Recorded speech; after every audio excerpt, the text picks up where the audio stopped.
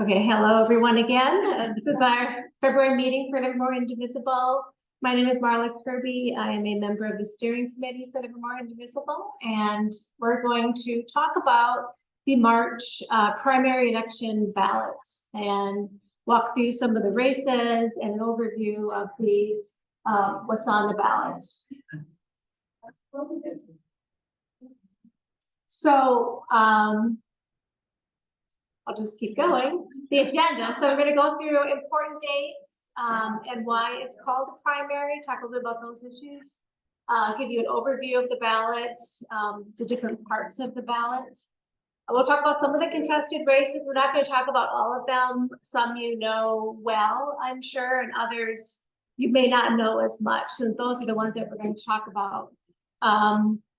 And we'll also talk about the measures, Proposition 1 and Alameda County measures A and B.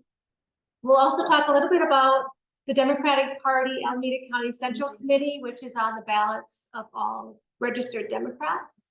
So it may be something that if you're a registered Democrat, you want to understand a little more about. I know I did. So we thought we'd talk a little bit about that as well.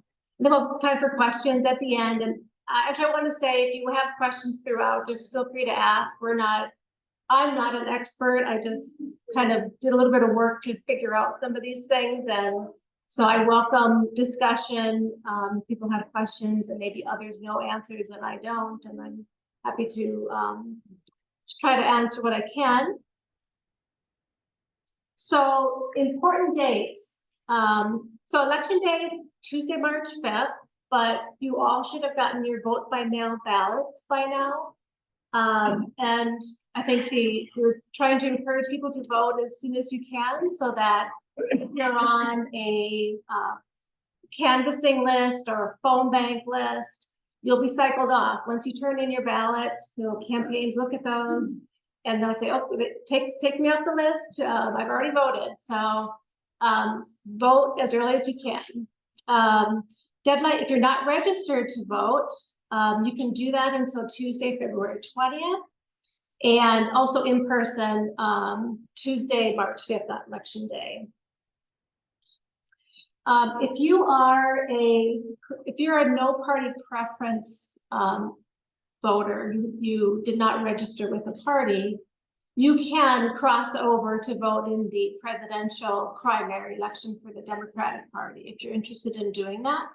There, you have to request a Democratic ballot from the county registrar of voters. I called the Alameda County registrar to ask, like, when does that have to happen? And they said no later than 7 days before election day. But you could also go to a vote center and vote by mail and just get a replacement ballot, and you can vote in the Democratic presidential primary. So it's just that one race that would allow you to vote with the Democratic Party. Otherwise your ballot is, well, you won't vote on the Democratic Party Central Committee race, but everything else would be the same. So, and there are various vote centers throughout Pleasanton, Livermore, Dublin, throughout the county, starting February 24th, if that's of interest to you. So, yeah. What point of seeing? Is there any way? I don't know anybody else. I'm having a real hard time seeing in the screen. Really hard. It's my hand a lot bigger. Bigger. There's crease in the screen, which is hard. Can you make it on? It's the size of the line. Make the font bigger.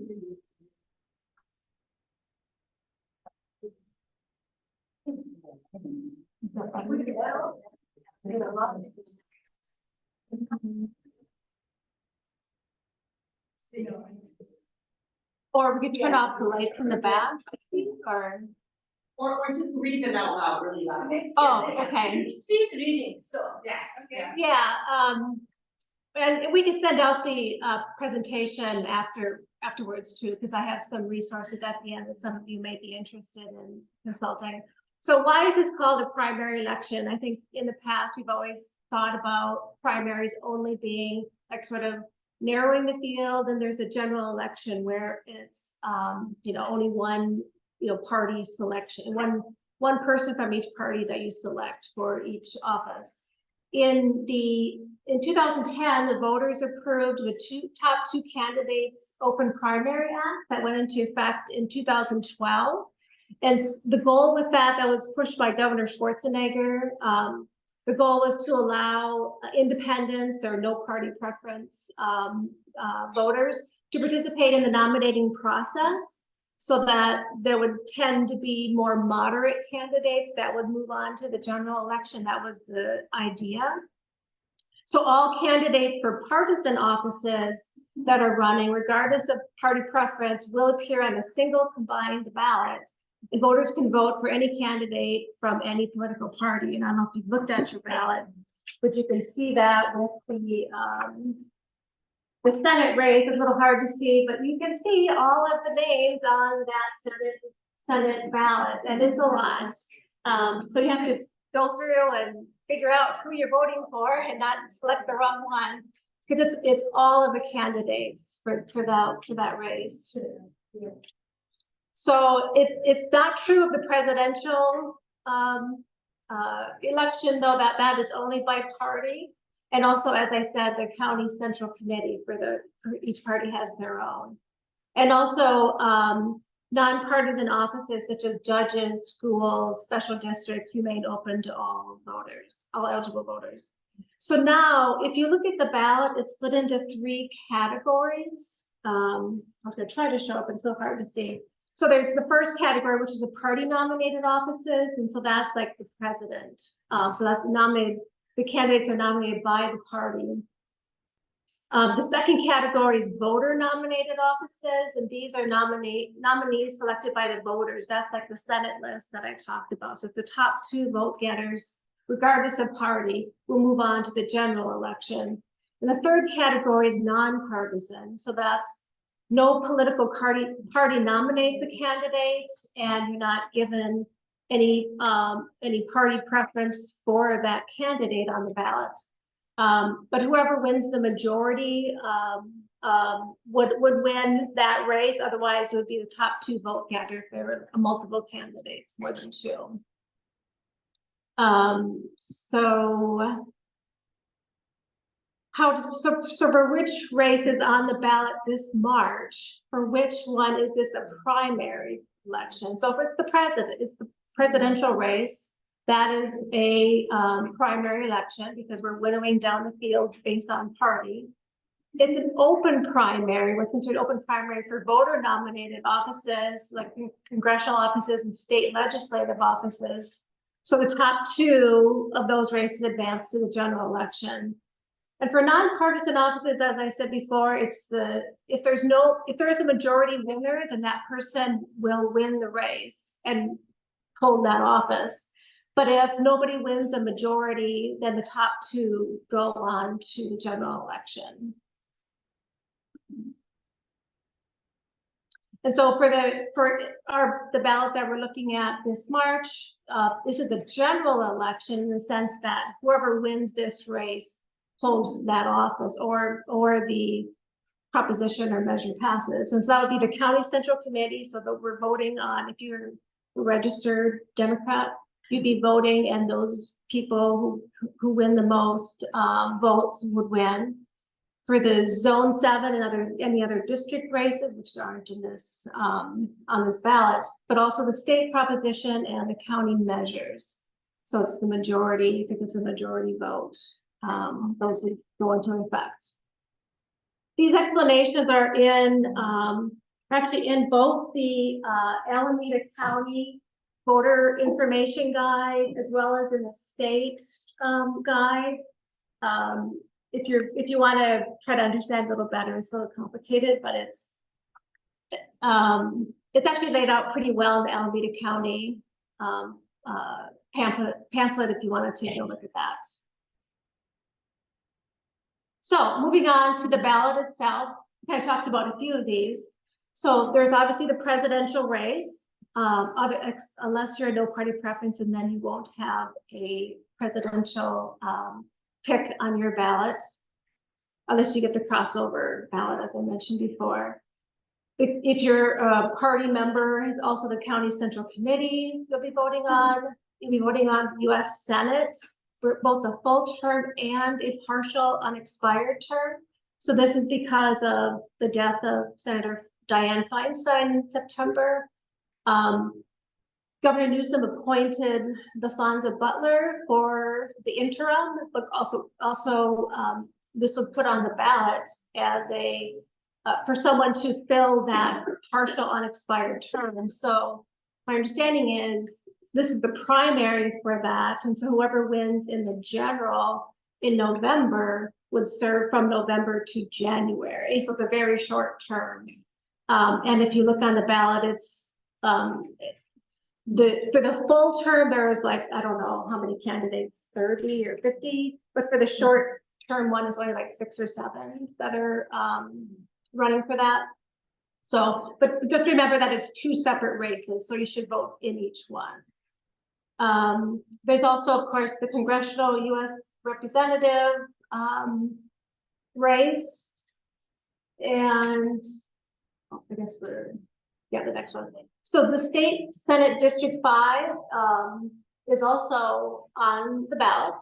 And if you had attended the January meeting, or if you looked at the video of it, we had a forum with the candidates in that race. So you can get a lot more information about it. The bottom line, we just wanted to remind people that we're in a new state Senate district than what we were in Livermore in the Tri-Valley area than we were previously. So we're lumped in with the Central Valley now. So it'll be a different race, I think, a different it'll be a different representation, obviously, because we have different candidates. So it's an open seat. So this would be it would take effect in 2025. So I would urge you to, if you haven't watched or attended the January meeting, go back and look at that. It's on our website, livermoreindivisible.org, and watch that for the candidates if you're not sure who to vote for, or you can ask one of us. Let's see, member of the state assembly, that's pretty straightforward. Alameda County Judge, office number 5 is there's only 1 candidate for that. For the office 12, there are 2 candidates, so we're going to highlight that a little bit in our discussion later. Alameda County Supervisor is just 1 candidate.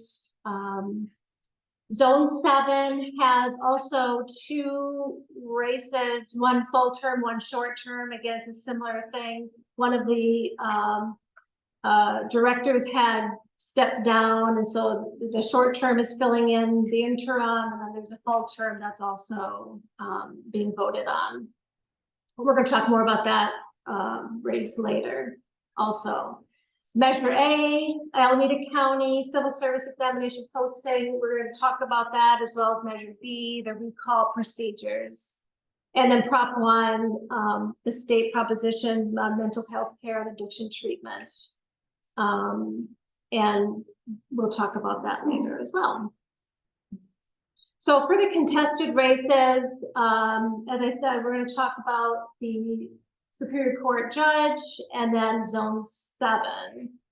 So we'll move on to the next slide. So just a little bit of background while Kyoko gets we can get to that one, the video. We have a video statement from the candidates. So just a little bit of background on Superior Court, Alameda County Superior Court. It's the trial court for both civil and criminal cases. It's a nonpartisan election. The candidates are, the judges have a 6-year term. And just for your information, there are 75 judges in the Alameda County Superior Court. So this is 1 seat out of 75. And it just requires a majority vote to win.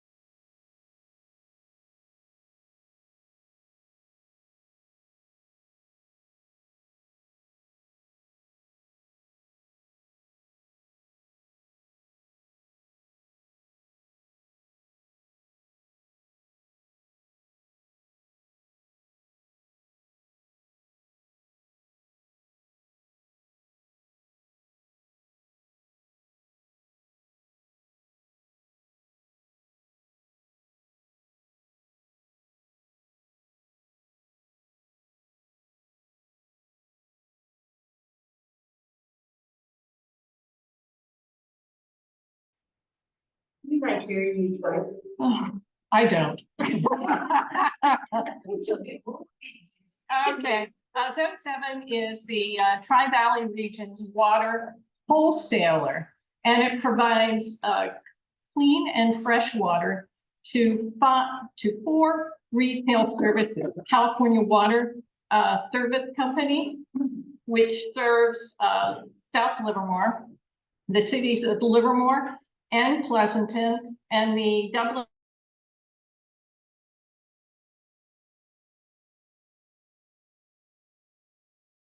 flexible and cheerful.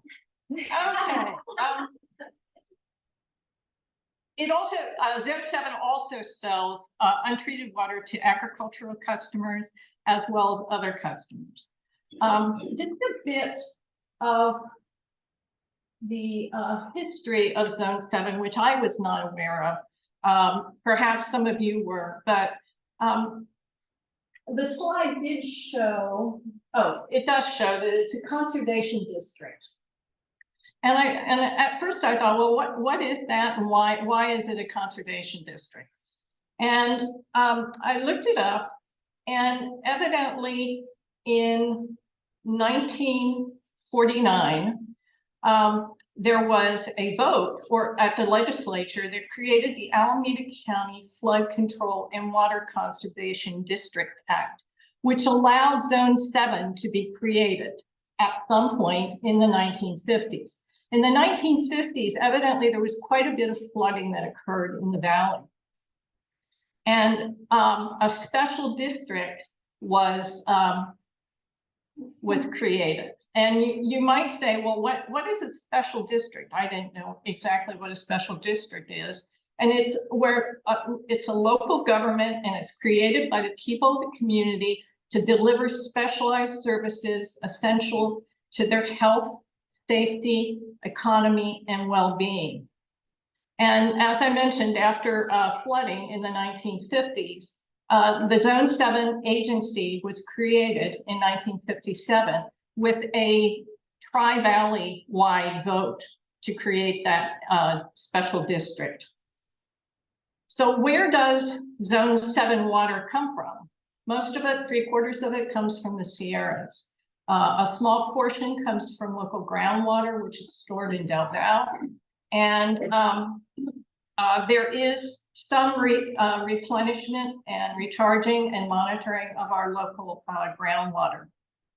Zone 7's major focus is on water quality, thank heavens, water reliability, which includes storage and flood control, which is coming from the 1950s. So now what Keith asked each of the candidates who are running for either the full term or short term to either give us a video or a statement. And we have 2 videos from 2 candidates, and we also have 1 statement from one of the candidates from Kathy Narum, who's running for the full term. So I'll read the full statement after we go through the videos. Can we do that first? Okay. If I can see it. Thank you for your statement in the Zone 7 board. Thank you for your interest in the Zone 7 Board of Directors election. I was appointed to the Zone 7 board 1 year ago after serving over 9 years on the Pleasanton City Council. While serving on the City Council, I was a member of several water subcommittees, including the Tri-Valley Water Roundtable. I'm the only candidate bringing the perspective of a water retailer to Zone 7 board. I was trained as a chemical engineer and currently manage my family's business of commercial properties in Des Moines. These skills give me both a solid technical background and a strong financial understanding of the issues we face on Zone 7. Delivering clean, safe water to retailers, residents, reliability in a cost-effective manner is key. This means continuing work to diversify our water supply and increasing storage capacity to be able to smooth our supply during droughts. Under consideration, cites Reservoir Las Vaqueras Reservoir expansion and the Delta Conveyance Project. We must continue to meet the needs of agriculture in South Livermore as it's an asset to our region. Finishing the flood control master plan is important to implement projects that protect our communities. I am committed to doing these things in a transparent, collaborative manner while understanding the financial impacts. I'm endorsed by Alameda County Supervisor David Halbert, Livermore Mayor John Marchand, Livermore Council members Evan Branning, Bob Carling, and Brittany Kick, and former Livermore Council member Gino Bonanno. Visit my website for more information. So which candidate was again? Kathy Nara, Kathy Nara.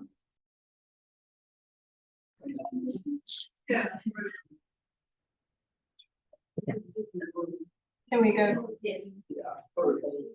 So the next position that's open for zone 7 is the short term. And we have the next slide would be Seema Badar and Catherine Brown, and I have a statement that I can read from Kathy Brown. Water is a critical resource in the Tri-Valley as it is throughout California. As a professional environmental scientist, I have a strong interest in contributing to the well-being of our water supply. If elected, I pledge to, number 1, keep clean water a high priority for Zone 7. Number 2, reduce the impacts of climate change to our water supply. Number 3, support sustainable management of groundwater and surface water supplies, especially as related to flood control. Number 4, continue characterization, monitoring, and mitigation of PFAS contamination in our groundwater, including identifying sources. And number 5, plan for future water supply, including studying the feasibility of desalination of Delta water. I respectfully request your support and vote so I can help address environmental challenges in the Tri-Valley. And that was Kathy Brown. And that concludes the Zone 7 other than Lorraine comments. Okay, so we'll move on to the next item. Okay, so Proposition 1, the title is very lengthy. In your booklet, it's authorizes $6.38 billion in bonds to build mental health treatment facilities for those with mental health and substance use challenges, provides housing for the homeless, legislative statutes. And what it does, it simply is it amends the California's Mental Health Services Act, the MHSA, and renames it the Behavioral Health Services Act. We think it takes the majority to pass, but I'm not sure. Both Helen and I researched it and couldn't find anything to the contrary. I thought because it was a bond, it might require a 2/3 majority, but I can't find that anywhere. So. Yeah, statewide should be majority. What's that? Statewide, Oh, should okay. be. Okay, next slide. So the MHFA, since 2005, under this act, counties receive money to provide mental health care and drug or alcohol treatment, mainly to people with low incomes and severe mental illness. To pay for these services, the state taxes people with incomes over $1 million per year. And that amounts to about $2 to $3.5 billion in revenues. So approximately 95% of the money goes directly to counties, while approximately 5% goes to the state to support mental health programs. Services provided by the counties include treatment for people with mental illness and prevention programs for those who may develop a mental illness. While counties can spend MHSA money on treatment for drugs and alcohol, the people receiving treatment must also have a mental illness.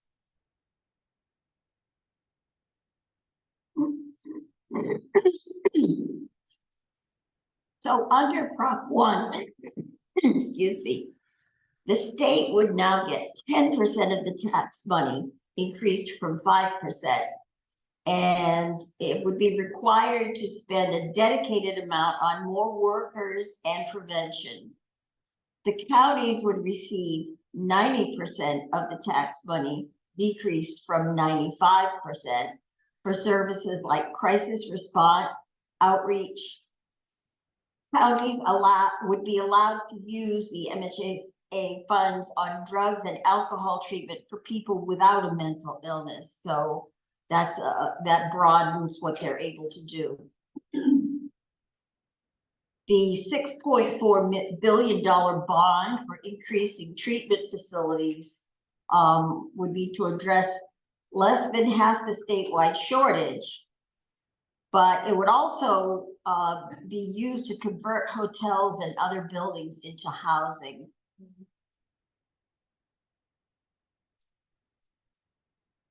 So who supports Prop 1? There's a long list. California Teachers Association, the SEIU of California, California Business Roundtable, California Chamber of Commerce, California Labor Federation, California Hospital Association, California Medical Association, National Alliance on Mental Health Illness California, and the Steinberg Institute. And they've raised about $12.7 million to support it. The arguments in favor: Prop 1 will expand community-based mental health and addiction services across the state. It will create supportive housing settings for over 11,000 Californians with the severest mental health needs throughout the state. It will provide $1 billion to serve veterans experiencing homelessness, mental health, and substance abuse issues. It will help fund additional professionals so that people with mental health needs can get help sooner. And it addresses mental health and homelessness without raising taxes. So who opposes the proposition? Disability Rights California, League of Women Voters California, Mental Health America of California, Cal Voices, and the Howard Jarvis Taxpayers Association, obviously because there's a bond involved. The arguments against the proposition: it cuts almost 1/3 of the only funding sources for counties to provide peer support and culturally responsive mental health services for racial and ethnic minority communities. It does not solve homelessness. The majority of homeless people are not mentally ill or addicted. See, the statistics are: in January of 22, 171,500 Californians were homeless. And of that population, approximately 75,700 are suffering from severe mental illness or chronic substance disorders. And 10,400 are veterans. So it would also massively expand involuntary treatment options. It mandates state control over local control with reduced oversight, and puts taxpayers on the hook for decades to pay back new bonds, and they're at higher interest rates right now.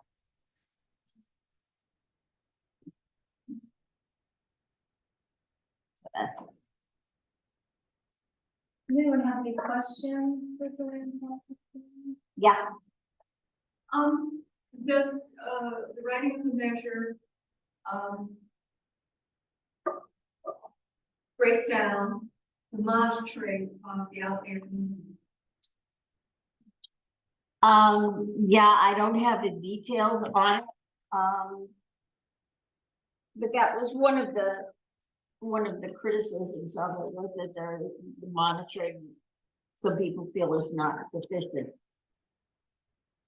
But the prop itself is what, 30 some odd pages long. So I haven't analyzed all of it. Any other questions? Yes. Yeah, I heard that this measure authorizes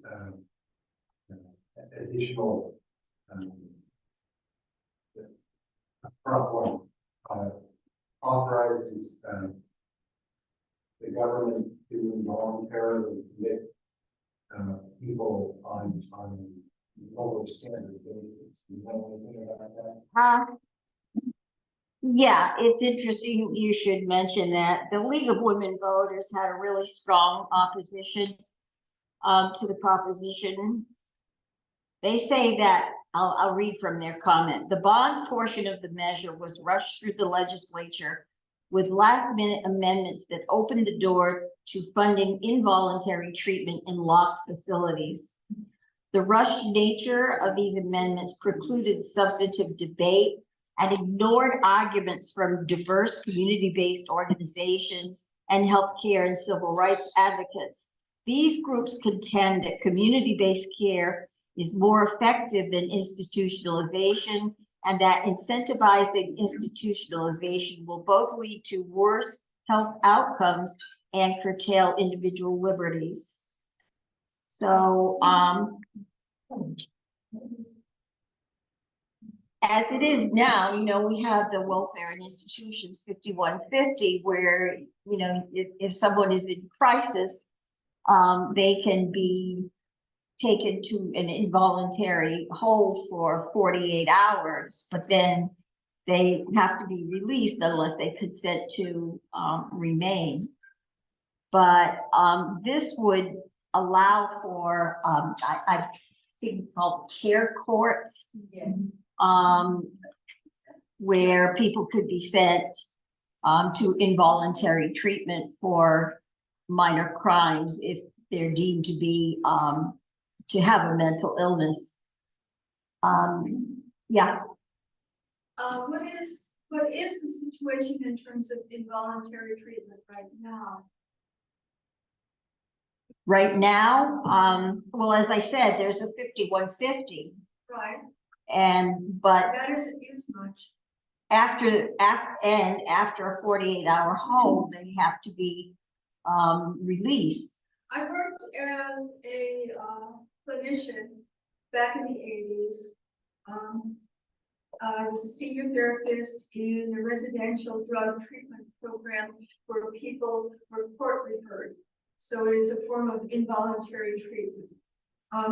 And I don't believe that exists anymore based on what I've been reading, but it was an option and one of the very few options that was available at that time.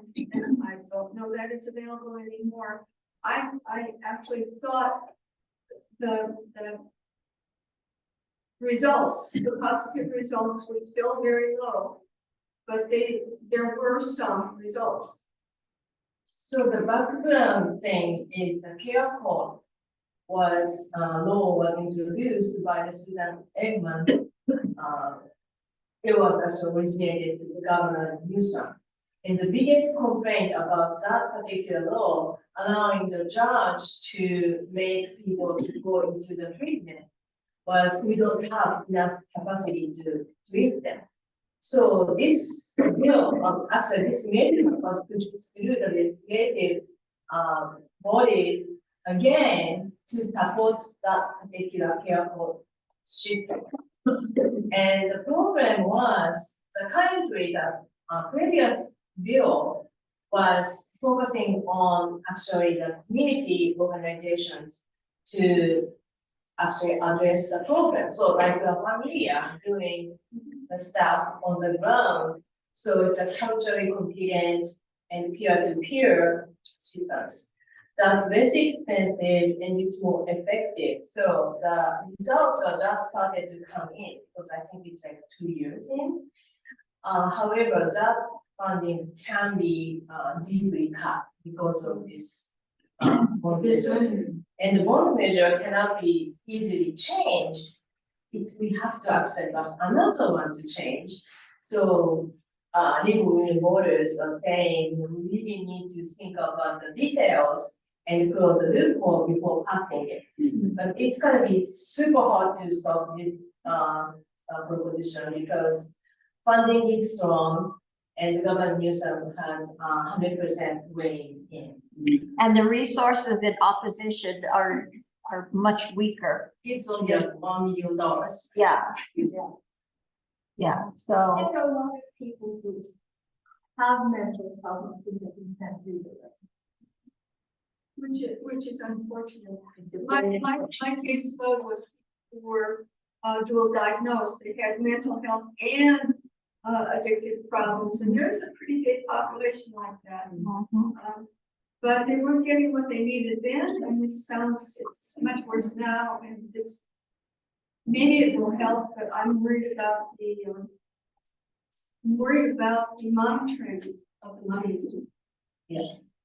yeah, I'm also worried about the individual liberties and, you know, how easy it is to put somebody in a locked facility. You know, we've had problems like that many years ago.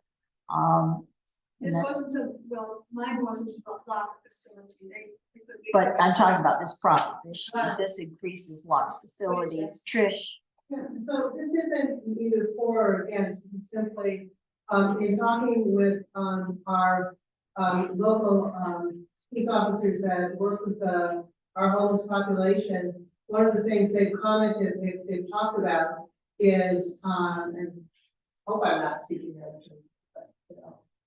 Anyway, is that we've actually done a pretty good job with finding, homes for, care for those who are able.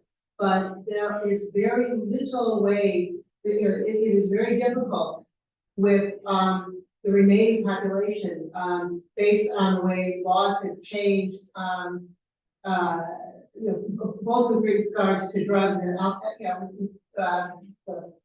$1,000, but there have been changes to the law that mean that they have their modes of helping in any way people who really are mentally ill, who are drug addicted, not the people who are simply, I can't afford it. We've actually moved towards doing a decent job of that, not good enough.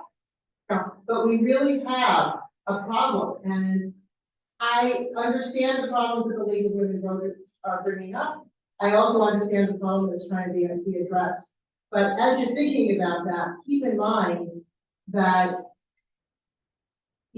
this isn't an easy one. well, the thing I like about the proposition is that it provides housing, but not just housing, but housing with services. And so it feels a greater need. Yes. The previous bond or that created this, isn't like the housing on it like so much lower than what was promised? I don't know what was, you mean the mental health services act? The housing part of the helping with the mental illness and providing the housing, the services of the first measure. I don't know what was promised in that one, so. I read somewhere that it was like, well, the housing portion of it was like, there's no reason to give them more money because it was like 10% of what had been promised is what has been achieved. And I'm sure that's the reason for changing the percentages of division of the tax funds. But, yes, Karen?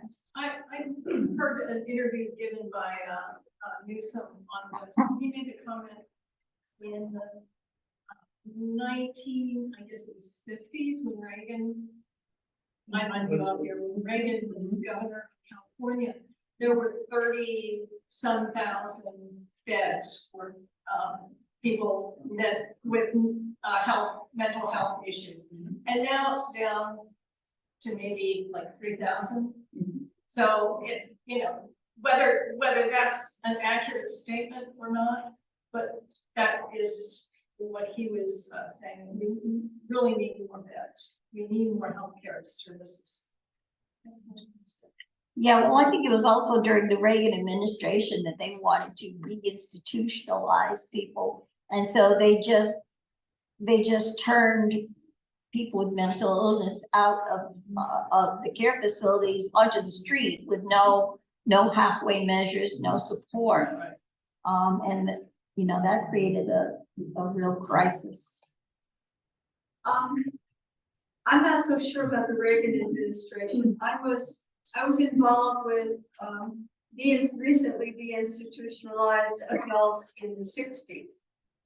And at least in the state of New York, and that came out of the Kennedy administration because he had a sister who was mentally ill or developmentally disabled. So I wouldn't necessarily blame that on Reagan. And I thought it was a very, very positive kind of step that has died, unfortunately. Yeah, thank you, Thank you, everybody. everyone. Thank you.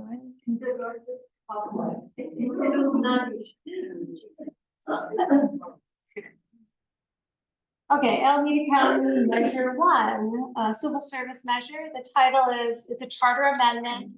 The notification period of civil service. What it does, it would amend the Alameda County Charter to change the notification period of each civil service examination from not less than 25 days to not less than 14 calendar days. So, so currently the Alameda County Civil Commission, which is part of the Alameda County Human Resource Services, is required to give at least 25 days notice for each competitive examination to fill a classified position. So my understanding is most county employment positions are classified, and an examination is required to test fitness of candidates for those positions. And the current time period, I believe, of 25 days was established in the 1970s or so. So it's been around, that time period's been around for a long time. And so now the county wants to change that, and they have to do it. So it's an amendment to the county charter, which is like the governing document for their county, and it requires voter approval to change something like this. So a majority vote would pass the measure.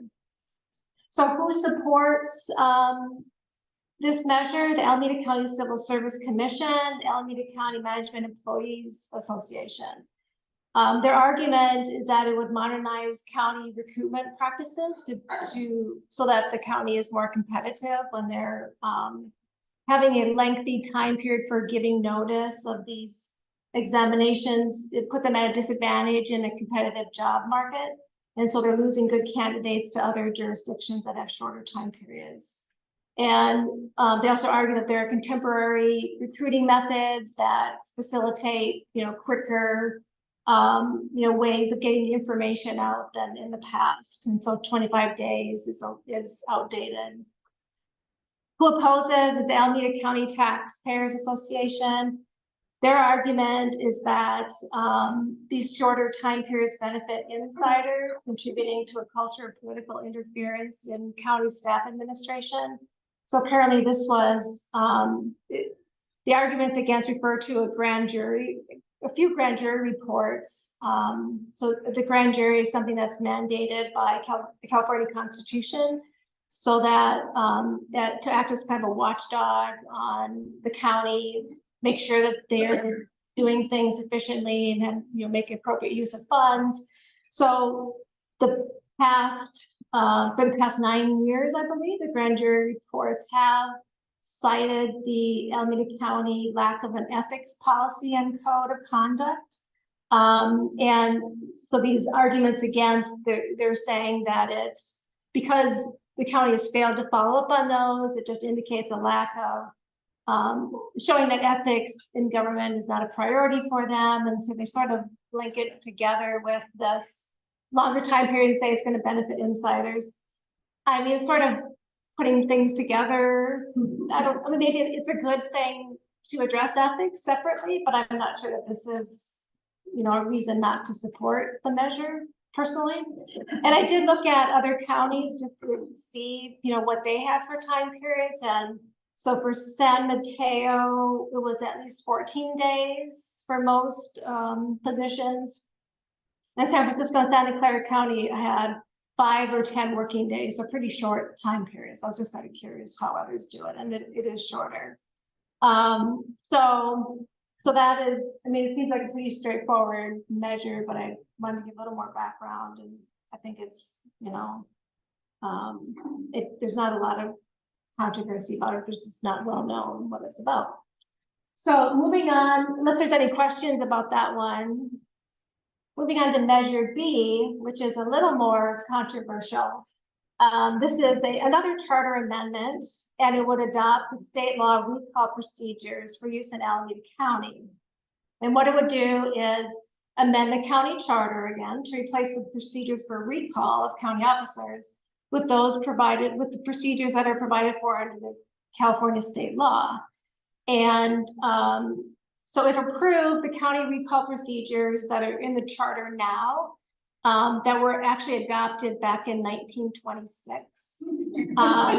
They would be entirely replaced with the current state recall procedures. And those also have been updated recently after the recall of Newsom in 2021.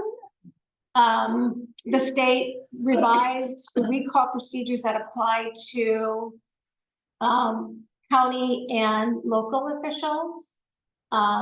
Those procedures the new ones don't apply to state officers, however, because that's governed by constitution, it requires constitutional amendment that the voters would have to approve. So they're separate. I didn't realize that until I started looking into it. So it's a separate procedure, but what the county would adopt with this measure are those new state recall procedures that the state has passed that apply to what's known as general law cities and counties. Those are the ones that the state rules have jurisdiction over. Alameda is a charter county, which means like we have our own procedures for some things. You don't have to follow the state law for that. But with this, the arguments, I guess we can move on to the next one, the arguments for, so it was, what's that? It was 3 of the county supervisors support this. Lena Tam, Elisa Marquez, and Keith Carson, as well as the League of Women Voters, Alameda County, and the Alameda Chamber and Economic Alliance.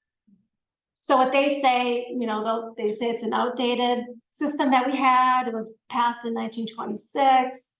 It substantially deviates from current state recall procedures, which are more clear and updated and transparent. It would fix incomplete and outdated unconstitutional parts of the county recall procedures. So for example, under the charter rules passed in 1926, the people who circulate petitions have to be registered voters of Alameda County. And the U.S. Supreme Court has ruled in other similar restrictions are not constitutional. So those types of things there are a couple other provisions in the recall procedures that would be considered overruled and not just wouldn't apply anymore. In addition, the new state recall procedures set more reasonable timelines and procedures. So for example, the current Alameda County Real Estate Registrar has only 10 days to verify signatures, with elections 35 to 40 days after the Board of Supervisors call for the election. in contrast, the current state procedures provide for 30 to 60 days to verify the signatures, with elections 88 to 125 days after the Board of Supervisors call for the election. So creates a much longer timeline, which is more consistent with bigger populations and greater numbers of signatures and ballots and everything to be that the county would have to facilitate to get an election going. So and the supporters also say that no recall election had ever been held. So these old rules had never been tested. And now, because the people who oppose it are pointing to the recall of DA Pamela Price now, but this is all coming up and saying, that this shouldn't be happening because we're doing this at the same time. This is going to put everything in flux. And I guess I'll get into that. Let's see. So the next page is the opponents. So two of the supervisors they oppose Measure B. They want to keep the current recall procedures that the county has. That's Nate Miley and Dave Howard. And the Alameda County Taxpayers Association also opposes it, as well as, of course, the campaign to recall Pamela Price, the Saving Alameda for Everyone. So their argument that under these new rules, they'd be required to get more signatures. So the old rules say 15% of the voters, they have to get at least 15% of voters in the last governor election, which would equal about 74,000 signatures in the Pamela Price recall. Under the state law, if we were to adopt Measure B, they would be required to get 94,000 signatures. So it'd be a substantial increase for them to have to meet. The supporters of the measure say that if they get the 74,000 signatures before March 5th, then the old rules would still apply to that. There may be some question about that. I don't know, because it's not, the recall wouldn't be completed by then. It's just the signatures. So it still would be, I think, kind of complicating which one would apply, even if the 74,000 is sufficient. And the other argument they make is that the replacement of recall officials would be appointed by the Board of Supervisors, not the voters. So it would change. So the rule under the Alameda County procedures now is that the replacement would be by voters. It would be like if the official is recalled, then the replacement would be voted in by the voters. Under the new procedures, it would be appointed by law or whatever the succession plan is for that position. So it wouldn't be by the voters, and so that's kind of controversial too. They also, the opponents also dispute that Alameda County is the only county that has different recall rules from the state. But with the county council had prepared a memorandum on this to advise the supervisors what to do. And in that it states that of the 14 charter counties in California, 3 have no recall provisions at all, and the rest refer to state rules. So it does seem like Alameda County would be an outlier by keeping its recall rules. I was looking yesterday for more information about this, and I found an article by 2 scholars, faculty at Berkeley Law School's California Constitution Center. They had published an article in November, I think it was, and called Alameda County's Bait and Switch on the Local Recall. So they argued that Alameda County voters would be diluting the local electorate's direct democracy powers and would be ceding local control to the state. They say that the Board of Supervisors should have just proposed amendments to the recall charter rules, such as providing more time for verification of signatures and so forth. And also addressing a recall provision that points to an old state law that doesn't exist anymore. Like they could have just fixed it instead of replacing, putting it to the voters to replace the whole thing.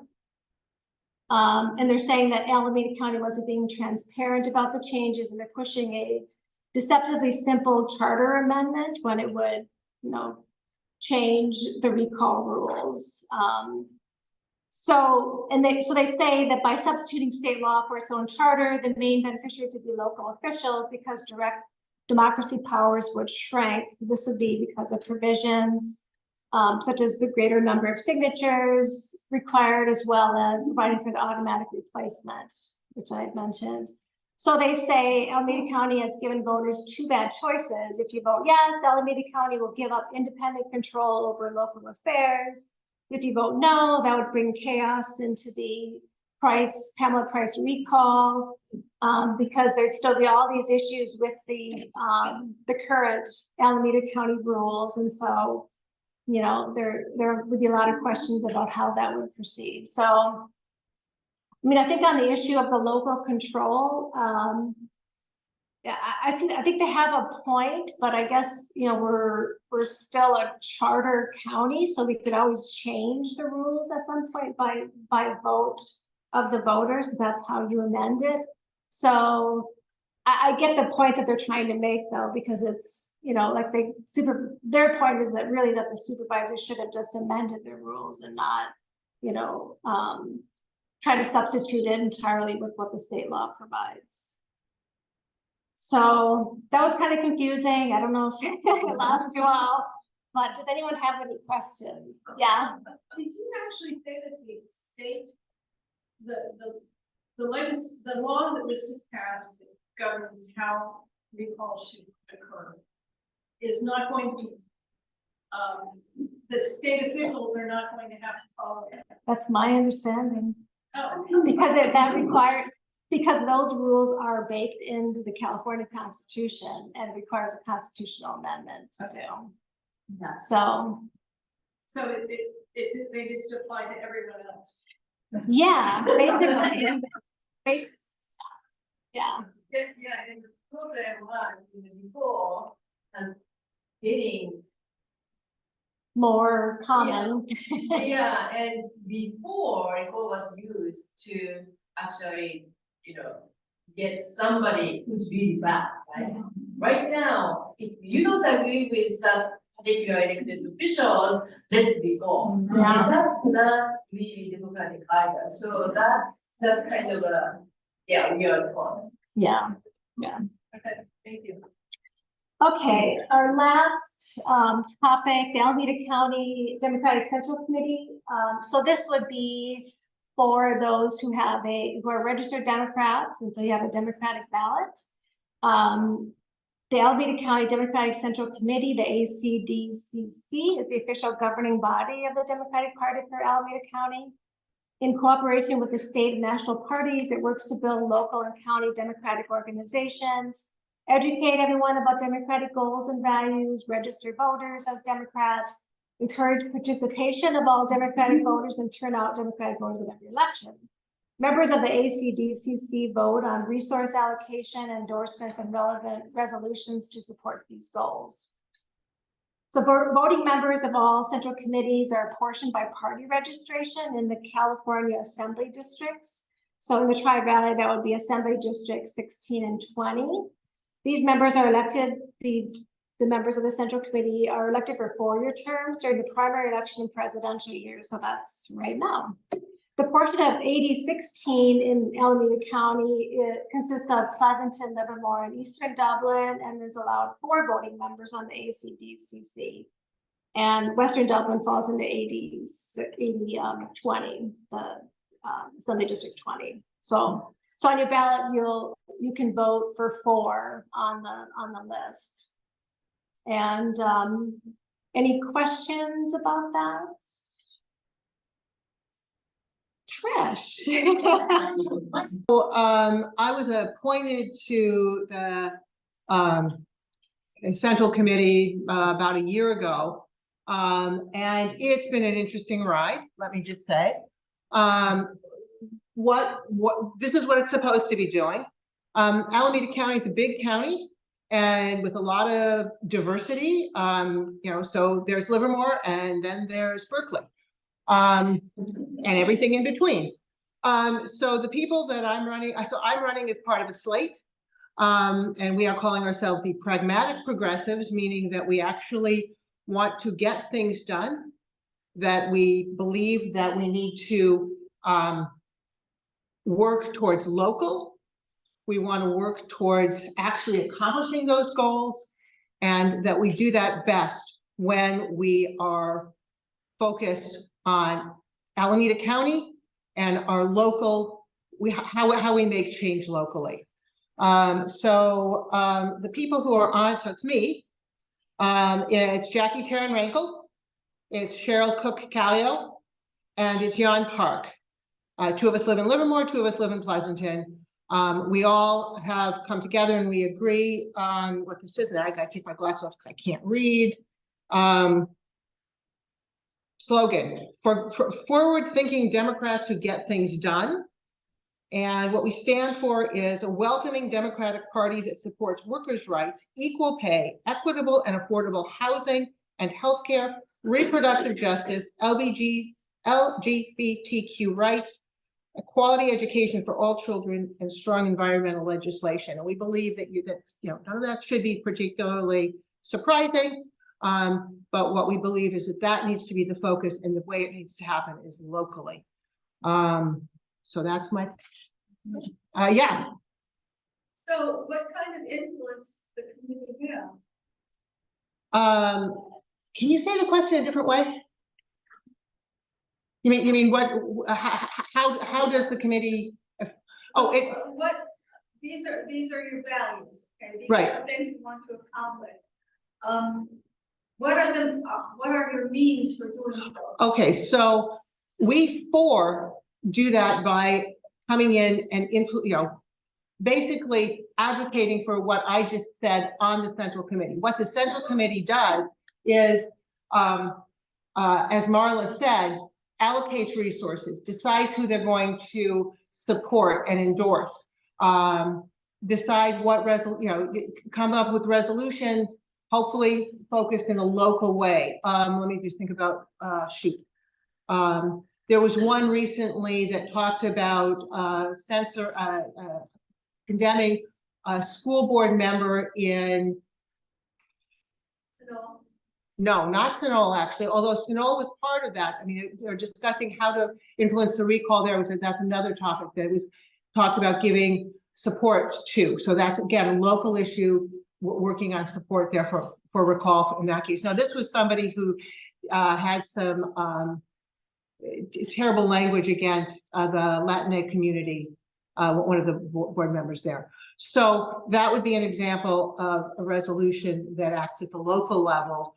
But there's also, I went through the endorsement process, Marley, what you talked about with Mark Pickens and first name Michael Johnson. Mike Johnson. I was there and I saw that, and it was an interesting thing to watch. So that endorsement or non-endorsement, matters. Now, I will say, I believe that the county Dems endorsed Fickus. Yeah. I don't think they should have. I did not vote for that. So the more that the Alameda County Dems represent, in my view, pragmatic, the pragmatic execution of democratic values, of progressive values, I think the better off we are all going to be as a county. But like I said, we go from Livermore to Berkeley. There's a range. Mm-hmm. I don't know how many, I'm happy to answer questions, but yeah. We're running out of time, and I did want to give Maureen a chance. Yeah. To talk, and I also. Yeah, I'll let you. Thank you, Judge. I want to recognize some of the elected officials and former elected officials like Trish that joined us today. Christy Wong is here, our current Livermore School Board member and a candidate for Livermore City Council. Lorraine Green, who I want to give the floor to now, actually, he's a Zone 7 board member. And so since we couldn't hear what she had to say in her statement, I'm really sorry about that. We're going to give her time to do it now. Yeah. Myself, my name is Lorraine Green. I'm a candidate for Zone 7 Water Board. I'm a candidate for the 4-year terms. There are 3 seats which are open for the 4-year terms, and then there's 1 seat open for the 2-year term. I've been on the board for 4 years. I ran first 4 years ago. I ran on water quality, in particular addressing our PFAS problem. I have some results to show. I'm a little surprised how quickly this got done. These things usually take quite a while, but we have 1 treatment system already up and running. We have another one under construction that will be operational mid-year. We have a 3rd one that already exists technically, but we have to augment it to help it do this particular job. The other thing which I was really happy about, so I've been advocating for this early and often, and I still do. And I did that partially so we could get in line, get in front of it early and get in line early for funding. And I'm tickled to say that I was successful there. We had a $16 million grant to cover the first system. That's because we got in line early. That's not going to be easy to do in the future. We're competing for diminishing dollars from a lot of other water agencies. But I was happy about that. The water quality is not the only thing we do.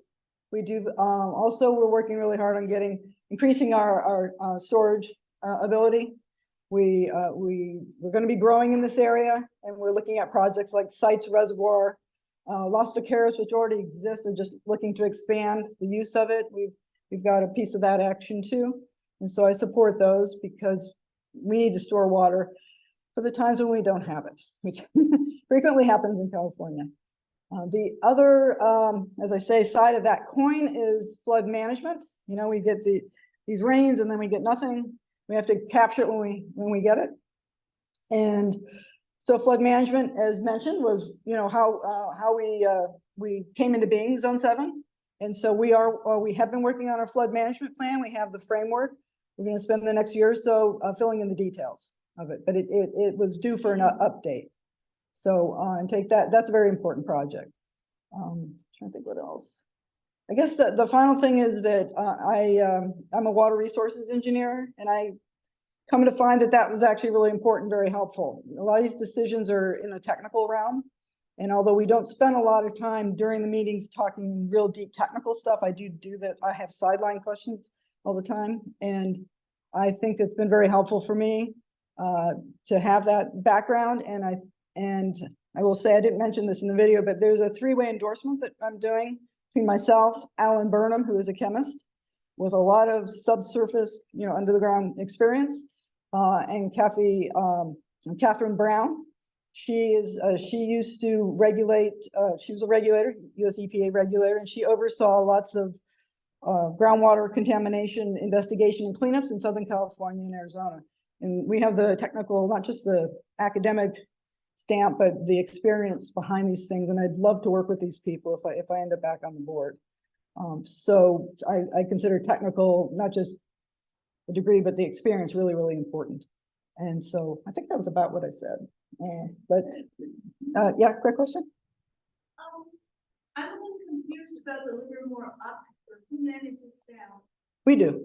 We want everything underneath your feet. It's really in the Tri-Valley, it's really a basin. It's got slightly, we say the aquifer, but in fact, there's a few different ones. We have an upper, a lower, and things are a little different from the east to the west, but we call it the aquifer.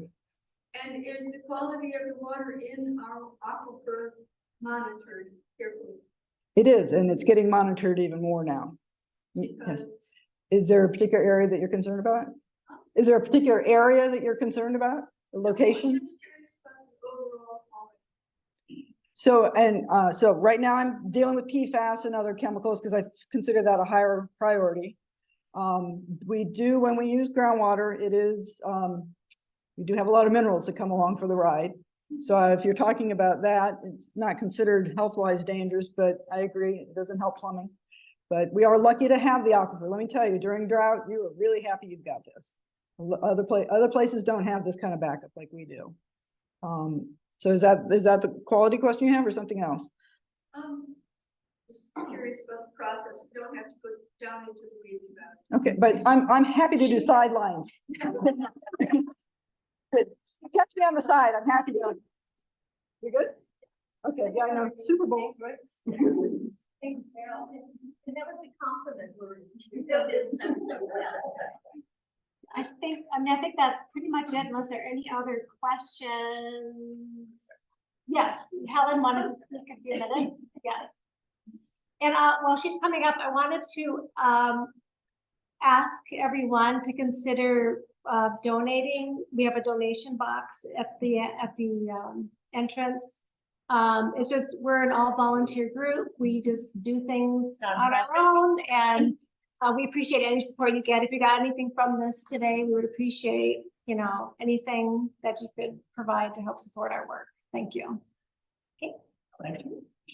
Okay, now that you've all decided who you're gonna vote for and what you're gonna vote for, that's all over. I'm Helen Machuga. I'm also on the steering committee, and I do postcards. Probably a lot of you have been on my porch at one point or another. Anyway, I just wanted to tell you that February 23rd, I will have Georgia postcards. March 1st, I will have Virginia postcards. Both need to be mailed sometime in May. Just so you're aware of that, you'll get an email about it. And I also wanted to talk about funding, reclaim our vote, from whom we get our addresses and our postcards, is having the fundraiser, because back in the old days, like a couple of years ago, you could get good addresses for free. Now you can't. To get good addresses, you have to pay for it. And we would like to have 18 million people of color contacted in 7 states in the South and West. To do that, they need money. So I will put a little contact on our Facebook page, and there'll be something in the email also. So just consider it a couple of dollars, whatever. Just think, all those people, just look at Georgia.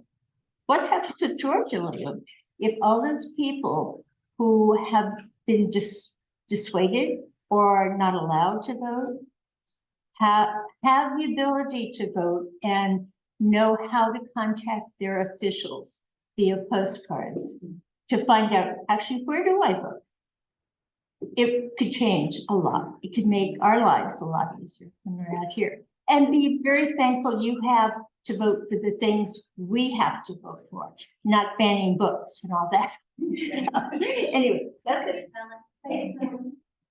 Okay, just one last announcement. Our next meeting is on Sunday, March 17th. We're still working out the details, what we're gonna do exactly.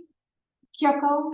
Oh, finish it. So we're not sure if it's gonna be in person, by Zoom. Not sure yet, but we think you'll enjoy it, and we hope you enjoyed this one, and thank you so much for coming. Thanks for all you do. I know what you do is very hard work and a lot of research, so thank you.